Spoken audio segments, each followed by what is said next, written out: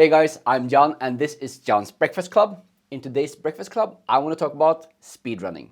Or actually, I want to talk about cheating. Now, when I say cheating, I mean doing things in an easier way that people expect you of doing it.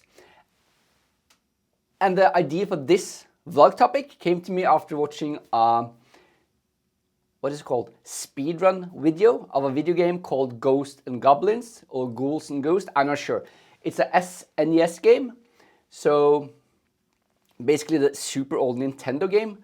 And this Ghosts and Goblins was known to be one of the hardest games around on the SNES. And it had from 1 to 7 levels and most people didn't get past level 3. That was the difficulty of the game.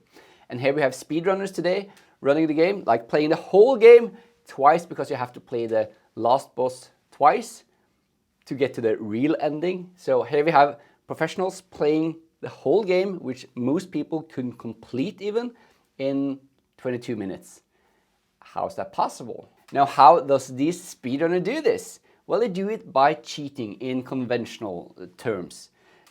Basically, they apply 2 common strategies that I just love, and I also think that we can implement into our dressing and wardrobe strategy. Now, the first strategy they implement is skipping as much of the game as possible. And they do that through loopholes and, cutting different parts out, finding shortcuts and stuff like that, which means that they save a huge amount of time and resources just by doing this. Now, of course, we can do the same with our wardrobe. We don't have to follow conventional standards when creating outfits to look good. We can cheat, we can use shortcuts as well. Now, one shortcut I love to use is, of course, to don't buy designer brands. Buy off-the-rack items that are cheaper. That way I can get more bang for my buck and I can sort of like create a shortcut from my wallet to a full wardrobe. Another way I cheat the system with my style is to wear what I call daily uniforms. So this is, for example, one of my daily uniforms. I have other uniforms as well, and I have specific color combinations that I always wear.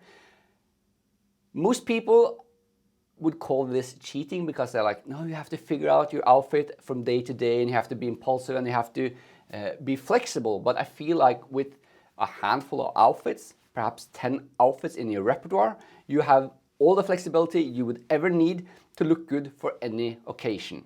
So that's the second way I use the first strategy of creating shortcuts of looking good. Now, I also did say that speedrunners, they use a second strategy to create these awesome, unbeatable times when they play games, and that is to play the game as perfectly as possible. So for example, they know exactly which weapons to get for which bosses, they know where to duck and where to jump, they know which enemies they needed to take out and which enemies they can simply run from.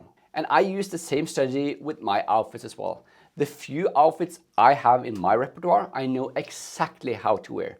That way, every time I get dressed, I spend as little energy and resources on creating the outfits, giving me more energy left for conquering the day. Now, of course, if you want to know more about effective and sustainable ways of creating outfits for yourself, I suggest you check out my Facebook group, Effective and Sustainable Style.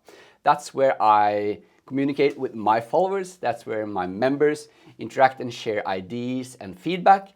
And that's also where I pre-release content just like this 14 days before anywhere else on the internet. I'm John Bolmore, a style coach for professional communicators, and I'll see you in the next one.